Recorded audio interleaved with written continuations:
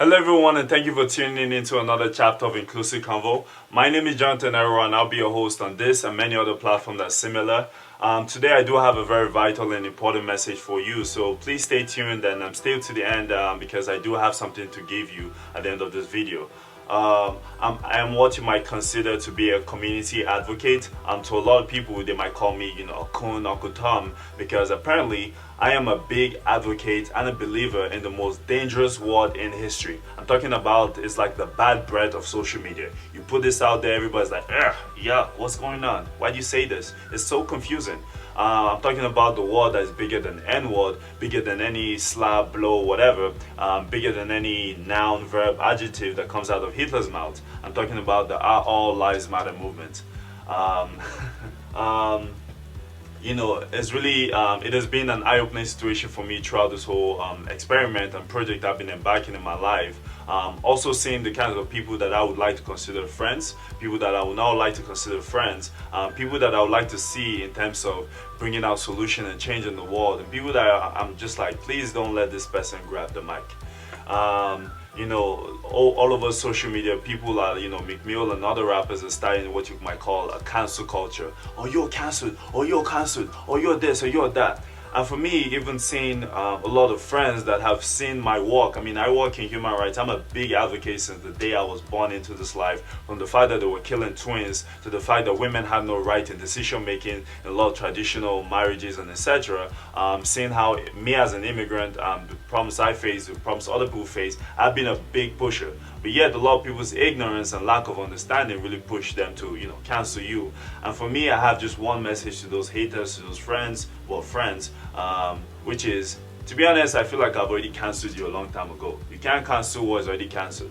I think that is actually the important part of me doing this work, because I've sacrificed not just sleep, I've sacrificed not just food, not just even money as well, but I've been sacrificing even relationships. Because I found out that, like, when you want to move on ahead in life, you have to surround yourself with not just people that are there to show up to the turn up, but also people that are there to have your back, to have a support for you. Because I think as minorities and even people going through struggles in life, you need people that are there for you when you need. Not people that are going to fill their social media with the color of the king of darkness. Not people that are going to start populating a lot of negative stereotypes and problems, but people that are going to be there when you need to pay your rent, when you're falling behind on a check, when you don't have a job, when you can't pay tuition, when you need mental health advice, when you need lots of things. You need those kind of people around your life. So for me, thank you. It has been a big self-reflection for my life, and again, it's just proving that what I'm doing is very important.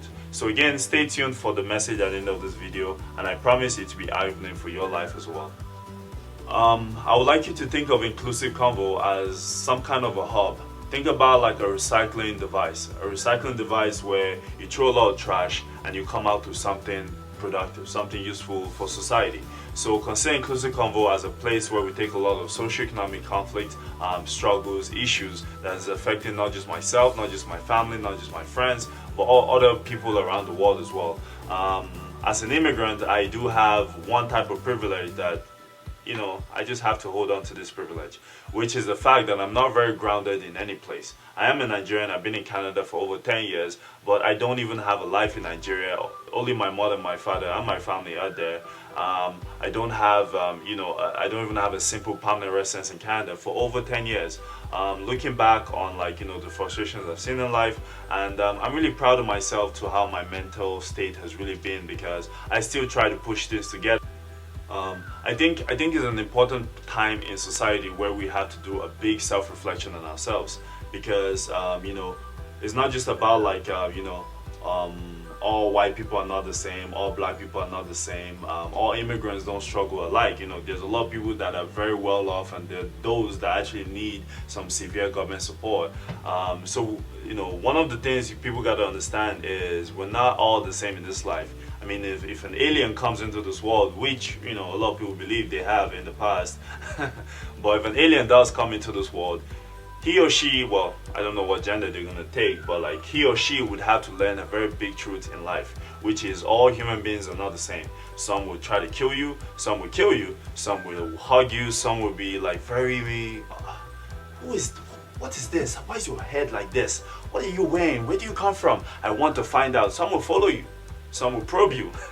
Some, some want to have a conversation with you. Some will stereotype you. Some will assume your whole life. And at the end of the day, you just have to learn that whatever you do in life, you always have to make sure that you're conscious of your choice, you're conscious of your actions, you're conscious of how you navigate your future, because you cannot just be moving your life based on instinct or assumptions. Because as you may know, in today's society, it's very difficult to, not find problems. Problems is like everywhere. It's on the mountain. It's as you climb the mountain. It's at the bottom. It's before you even plan to go hiking. It's about like you find problems everywhere. It's not just how much to pay to get into the club. It's also how many friends can you get. How many friends will join into the money. How many friends will not cause problems at this club. Problems are everywhere.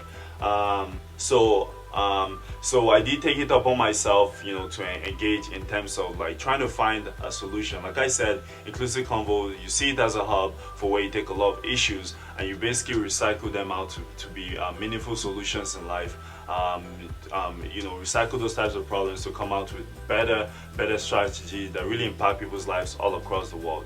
So please continue to subscribe to Inclusive Convo. I do have a lot of important gifts to give you. So having said that, I entered into the community, not just on social media, but even in person. I interacted with a lot of people that are going through issues across, not just people facing, issues related to like the Black Lives Matter movement. I also talked to a lot of international students and domestic students facing financial struggles, mental health struggles, and basically even trying to come out with a sense of stability. Some don't even have a house to stay in, can't even afford more food in the future, and a lot of people that even have families are going through a lot of struggles. As a matter of fact, in 2020, one thing I've learned is that this is actually the one time when all lives matter is actually needed. And I do not know why somebody decided to start a race conflict or race war, but again, let's see how we can turn that conflict into a solution on the Inclusive Convo. So, having talked to a lot of people that face issues, I even talked to, biracial couples that apparently are facing a lot of backlash during this time. Like, what political agenda do you focus on?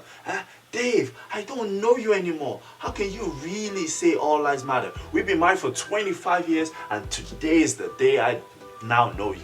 I do not know you. Samantha, yuck. Why would you say Black Lives Matter? Are you supporting rioting? Are you supporting hate? What kind of person are you? All the 50 years I married you, I'm just saying who you truly are.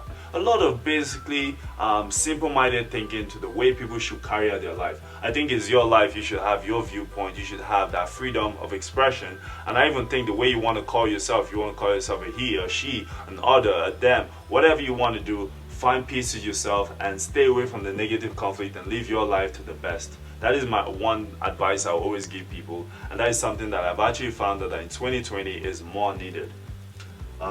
So again, I spoke to a lot of, I spoke to CBC reporters, I spoke to activists in the community, and they fed me a lot of vital information that I actually think a lot of people are not seeing on both sides of the argument.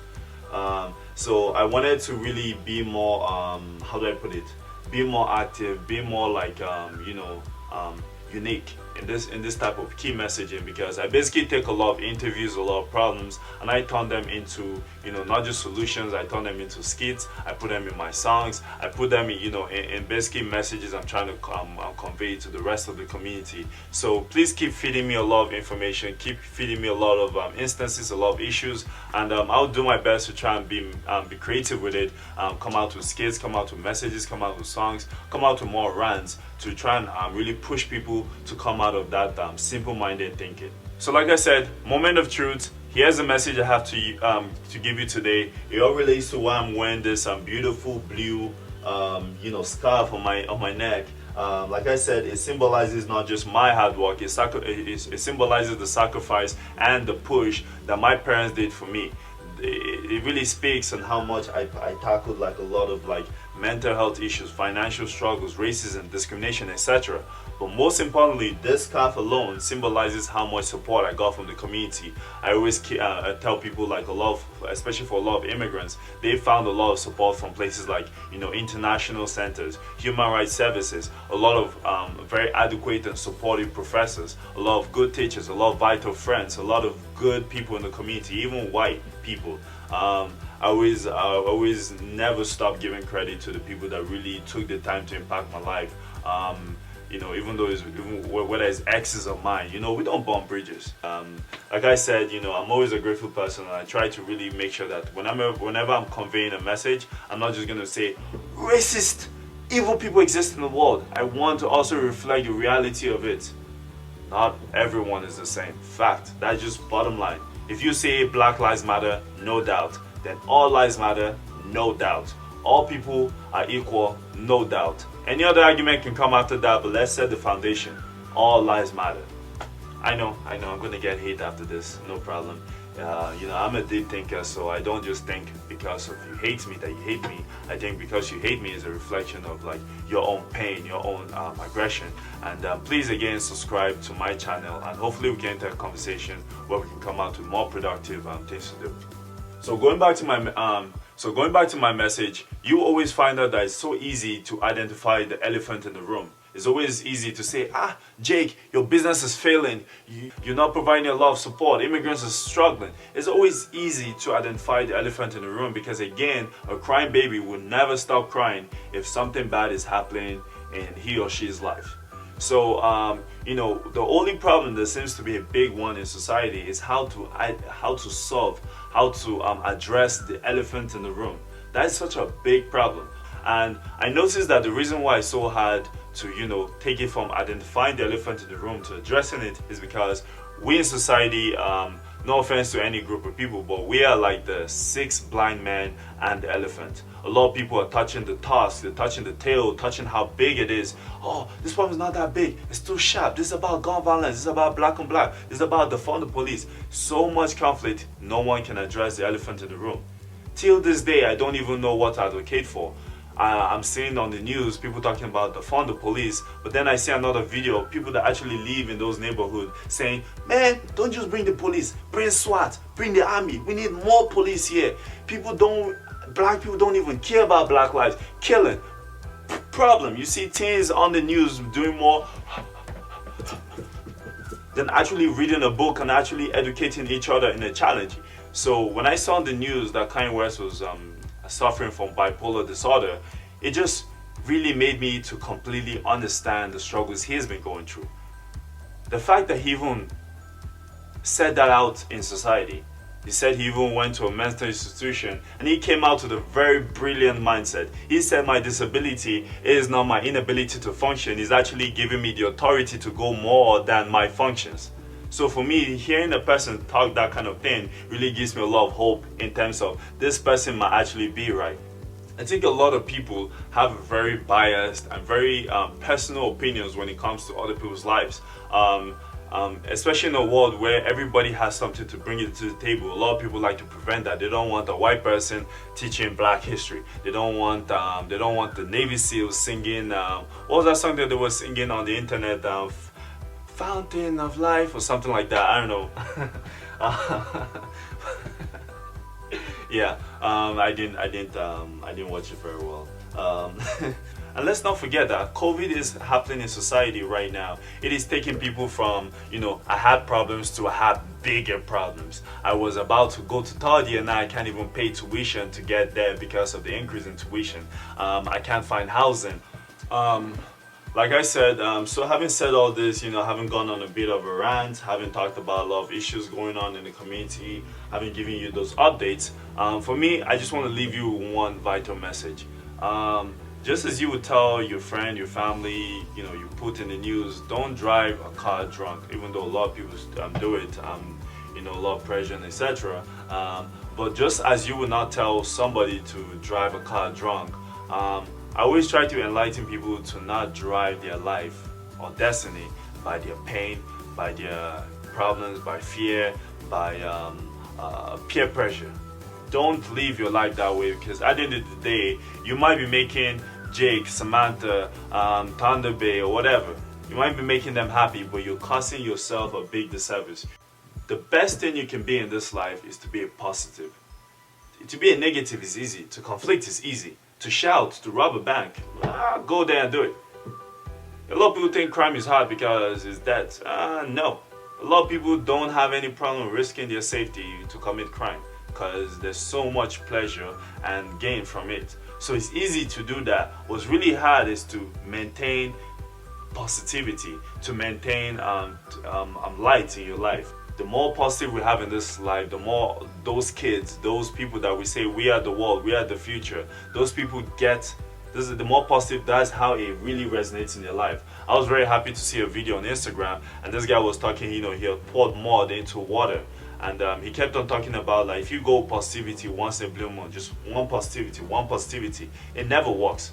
And this man grabbed a big hose that was coming out with the velocity of, like, I can spray the hell out of anything. Forgive my French, but I'm Nigerian.